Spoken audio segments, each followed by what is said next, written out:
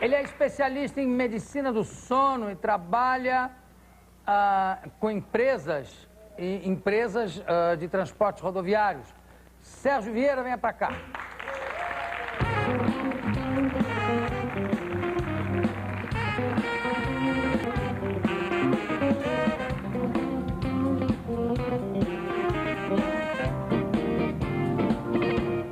Ô Sérgio, você é médico pneumologista e aí fez especialização em medicina do sono pelo Hospital Saint-Antoine, em Paris. E é vice-presidente da Sociedade Brasileira do Sono. Exatamente. Qual é a ligação que existe entre o sono e a pneumologia, se é que existe alguma? Existe. O distúrbio mais frequente do sono é um distúrbio respiratório. Foi como eu me interessei pelo sono. Sim. Que é a síndrome da apneia obstrutiva do sono, que está associada ao ronco. Que é tem pessoas até que podem morrer por causa disso. Sim, sim. Pode morrer por complicações cardiovasculares. E em função dessa inter-relação é que eu me interessei pelo sono. Mas podem morrer engasgadas também? Morrer, a não ser que ele tenha uma repercussão a nível cardíaco. Se ele tem uma queda muito brutal da oxigenação, aí realmente ele pode fazer complicações. O que é frequente, às vezes, as pessoas, ao engasgar, acordar muito assustado, levantar, e ao levantar e ao acordar, seria um mecanismo de defesa. Isso está me dando uma falta de ar que você não tem ideia. A gente começa a ficar... Trocando em miúdos, para quem não sabe, o que é a apneia exatamente? A apneia do sono é parar de respirar quando se dorme. E isso ocorre quando se dorme. Então, e geralmente, mesmo quando a pessoa, às vezes quando a pessoa ronca, inclusive, né? O ronco é o sinal clínico mais frequente da apneia. Que é aquela coisa que a gente chama de engasgar no ronco. Tá? Exatamente, isso é uma manifestação dramática da apneia. Só que na hora que isso ocorre, há uma variação brusca na pressão intratorácica, que normalmente ela é negativa em nível de menos 10, e na hora que ocorre a apneia, ela se torna menos 60. Então, ela aumenta muito, ela tem uma variação brutal. E nesse momento podem ocorrer as complicações cardiovasculares. Por exemplo, as pessoas que morrem dormindo, né? Ou, como o povo diz, acordou morto. Então, essas pessoas... Acordou morto, eu nunca tinha ouvido. Essas pessoas, elas têm uma complicação cardíaca que ocorre durante o sono. Porque nós sabemos que o sono do sonho, a fase do sono em que nós sonhamos, neste momento ocorre uma modificação na fisiologia cardiovascular importante. Qual é o percentual de pessoas que acordam mortas? Ou que morrem dormindo? Olha, isso eu não Chega sei a ser importante, não? Isso eu não sei te responder, mas a apneia do sono, ela acomete em torno de 5 a 9% da população geral. Mas nem todos morrem por causa disso. Nem todos morrem, mas eles podem desenvolver hipertensão arterial, por exemplo, secundário à apneia do sono. Porque, de certa maneira, é sempre considerado uma bênção a pessoa que morre dormindo, não é? Aí você me faz lembrar uma piada que eu escutei recentemente de alguém que disse assim: eu queria morrer igual ao meu avô. Piada trágica. E aí o outro perguntou, por quê? Não, ele morreu dormindo, eu só não queria morrer como os passageiros que ele conduzia, que não morreram dormindo. Então, eu vou recolocar para... É uma questão que eu não acho muito confortável. Então eu vou recolocar. É o seguinte, dizem que é uma bênção a pessoa morrer dormindo na sua cama.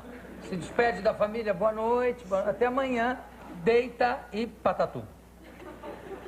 Pode se considerar... Você não gostaria de morrer assim? Fala a verdade. Poderia se considerar um privilégio. Não é? Talvez. Você sabe que tem um compositor americano famoso, Irving Berlin, que compôs o White Christmas, um monte de coisas. Ele continuou trabalhando, compondo e tocando até os 102 anos de idade. Aos 102 anos, uma noite, depois do jantar, enfim, da noite, ele tocou piano e tal, depois disse para a família, bom, gente, então, até amanhã, um beijo, que eu vou dormir.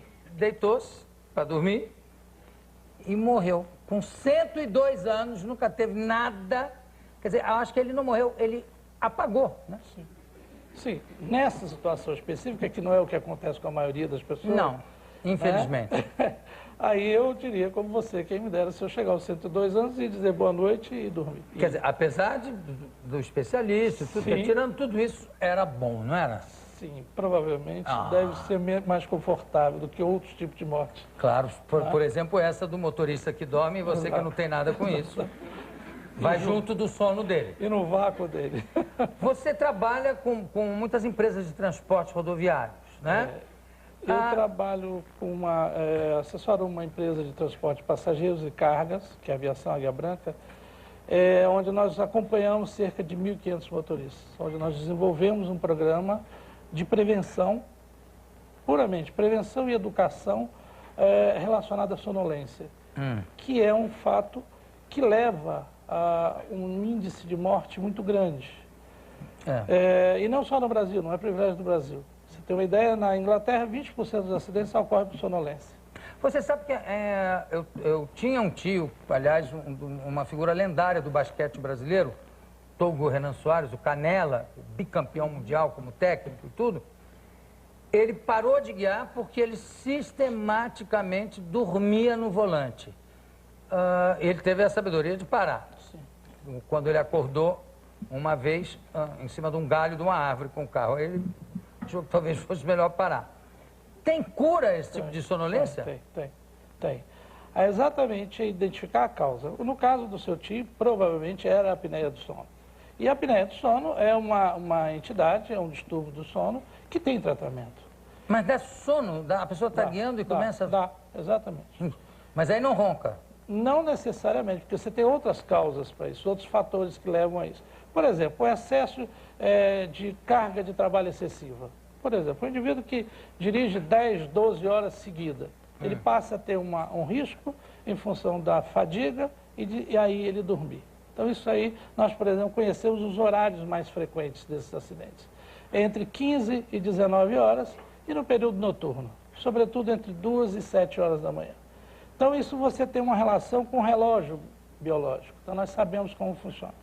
Mas existem pessoas que acham que não, faltam 10 quilômetros e eu ainda consigo chegar. E não chega. Porque é como se estivéssemos nós gravando aqui e de repente faltasse luz no estúdio, apaga tudo. E é assim. Então as pessoas passam por vezes por cidades e não lembram que passaram por cidades. Agora, você acompanha vários motoristas para chegar, para fazer essa estatística? Nós fizemos um programa e dentro desse programa nós temos os métodos diagnósticos. Nós usamos, por exemplo, uma avaliação com um método que é um relógio, um sistema inglês, que se chama actigrafia, onde nós fazemos a avaliação da atividade muscular. Porque esse mecanismo se processa de que forma? À medida que diminui a atividade muscular, sugere a presença de sonolência e aí então a gente intervém. A gente faz um monitoramento durante 12 dias, nós então vamos ver se ele dorme bem, de que qualidade de sono é o dele e quando ele está dirigindo, em que nível de vigília ele se mantém. Agora, tem uma coisa curiosa que tem o sono eventual. Eu me lembro que há muitos anos eu estava filmando com Zelone, logo depois, em Santos, antes de chegar em Santos, mas depois da Serra, e eu saí depois de uma gravação que acabou às 4 horas da manhã, e com o meu sono notívago, eu digo, eu vou descer porque aí eu já durmo lá, já acordo pronto para a filmagem, né? Peguei o carro, fui, quando eu estava no meio da serra, ou um pouco antes da serra, eu senti que me deu um sono. Aí eu não tive dúvidas, eu encostei, parei no acostamento e dormi. E fui acordado pela polícia rodoviária. Que aí me reconheceram, o que houve? Eu digo, não, me deu um sono, eu parei de dormir. Fez muito bem e tal. Tem gente que resiste a isso? Resiste e morre. Apesar de ser trágico, resistir e morrer, o que ocorre? Todos os acidentes provocados por sonolência, em geral, têm um impacto muito grande. Por quê? Você bate completamente solto. Não tem pé no freio, nada. Você não tem nada, você não tem absolutamente nada. E o que, infelizmente, as pessoas não fazem é isso que você fez. Porque nós sabemos que se eu parar e dormir meia hora, eu posso guiar aproximadamente mais 4 a 5 horas com segurança. Porque nós conseguimos passar em um cochilo de 20 minutos, nós conseguimos passar por todas as fases do sono. E isso recarrega a bateria.